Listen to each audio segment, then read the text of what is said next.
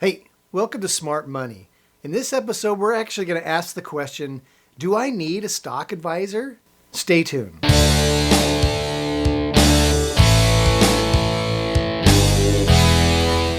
Hey, if this guy's so smart with his money, why is he just throwing it away in his intro? But in all seriousness, we've got an important question that we're going to work out together. Do I need a financial advisor? So before we can work through that question together, I'm going to give you some background on my financial advisors. As you know, I'm a motion graphics designer and 3D animator. Just check out this animation for high-tech glasses for computer users. So in these early years, I didn't know a whole lot about investing. I just knew I needed to get involved. So my first financial advisor was my friend Dom. He worked for Fidelity at the time, and he's the one that got me set up with a Fidelity account. What we did is I met with Dom the first year, and he set me up with several mutual funds. And then we would try to meet every year after that to follow up and review the stock results. Now in hindsight, I can see that Dom pretty much set me up with mutual funds because he wanted to be safe. He didn't want to damage a friendship by investing me in risky stuff. So I was earning about 8, maybe 10% per year on my returns, which is pretty typical for mutual funds. But the problem became that Dominic became more difficult to meet with. It became more like every 14, 16 months we were going to meet, and it just got to the point where it wasn't enough. And I also began to question whether I could do better than the 8 to 10%. So I knew I needed help. I needed a financial advisor. My next step was I took a trip down to Fidelity offices here in California in Newport Beach. I met with an investment advisor, was impressed with what he was talking about, but then I was shocked to find out that they were going to take 3% of my portfolio at the time. Now this was 10 years ago, so things have changed a little bit.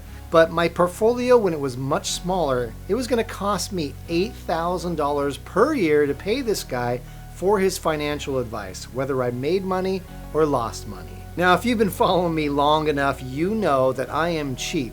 I'm always looking for things that are on sale and how to save money. In fact, one of the things we did this week was set up a Facebook and Instagram account where we could list all of our money-saving ideas. If you love saving money on trips and at restaurants and in concerts, we've got all kinds of great ideas. So below, down in the more information, are those links to the Facebook and Instagram account.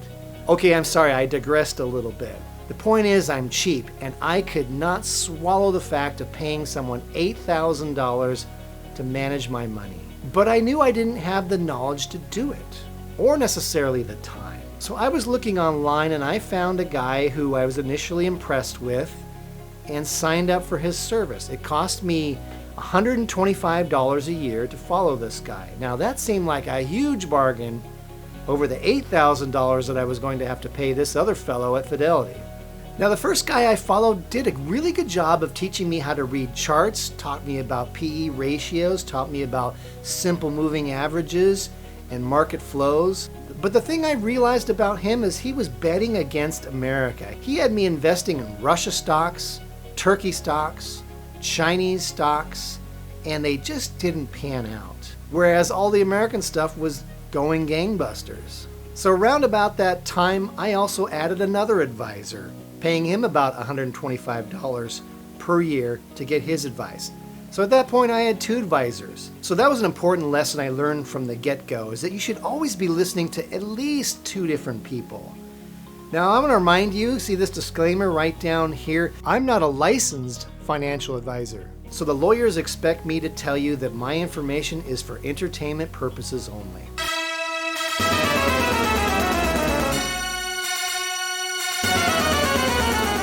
But you know what I found out right before I started doing these financial videos? I decided to look at the credentials of the guys that I had been following for 5 years. And you know what? These guys had the same disclaimer at the bottom of their page that I do. They were people just like me that came from different areas of business, but decided to really dedicate time and energy to learning how to invest. So I recently did some research on the typical commissions that financial advisors charge now. And it's typically about 1% of your portfolio. So in my current portfolio, it would cost me $9,000 to follow a financial advisor. Now some of you are probably thinking that, hey, that's a bargain to have someone manage my money without even thinking about it. And if that's you and you're comfortable with that, I encourage you to do so. But for me, remember, I'm cheap. I can't imagine paying someone $9,000 to do what I think I'm doing successfully. Now, I've been talking to some of you following my videos, and some of you have financial advisors. My friend Dave is spending $4,000 on a financial advisor. And my other friends I've been talking to don't even know how much they're paying their financial advisor. And I've encouraged them to figure that out. So you viewers with financial advisors, I need your help with this. I'm going to be fully transparent with you and show you my 2019 portfolio profits. This is so that we can compare results. So I'm going to jump into Fidelity in a minute and show you a few things. But before I do, would you please like this video and subscribe if you like the transparency you're seeing, if you like the information I'm giving. I'm not making any money from this channel at this point. I'm just doing it to encourage my viewers to save money and take that money and invest it for their future. All right, so let's jump into Fidelity and let's figure it out. Okay, so here we are at Fidelity's regular site, and the first thing I want you to notice is today's gain from my account was $6,515. That's pretty significant. That's exciting. The next thing we're going to do is compare the results of my 4 main accounts in Fidelity versus the S&P index.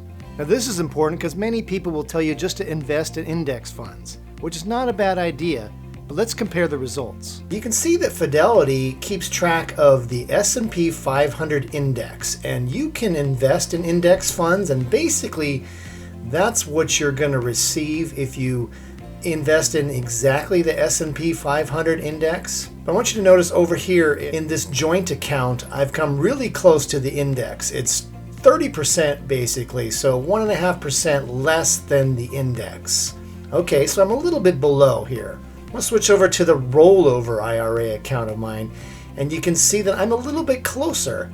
I'm basically 0.4% below the S&P 500 index. But let's look at the Roth IRA. Here I'm 42% on my return in the Roth IRA. So I'm at about 8.5% higher in my returns than the S&P 500 index. Now let me check with the SEP IRA account. Again, here I've beat the S&P 500 index by about 7%. So if you average these out, you'll find that I beat the S&P index by 4%. And that's pretty good. So this is where you viewers with financial advisors can really help me out.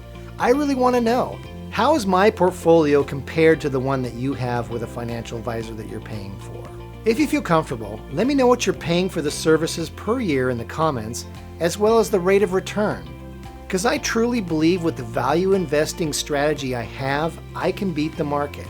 Now that's tough to do, and it's a lofty goal. And not every year I've been able to do it, but this year I did. I truly want to know whether my investment strategy holds up against other professional advisors. Let me know. Leave those comments for me. Of course, this has to be a level playing field comparison though. No options trading. So my answer to the question, do you need a stock advisor, is yes. You need not only one, but at least 2. Having at least 2 sources to feed you data is going to allow you to figure out if they have your best interest in mind, and also if they know what they're doing. My hope is that you'll include me as one of those advisors. The real question though is, how much should you be paying for this advice? I'm eating my own cooking. I'm investing in the same stuff that I'm recommending. That's what makes me different than a standard advisor. I don't have your money in my hand. It's up to you to make that decision. It's up to you to do your own homework and make the decision to buy or sell on your own. You work hard for your money. My goal for you is to help you save it and invest it to help make it work hard for you. God bless.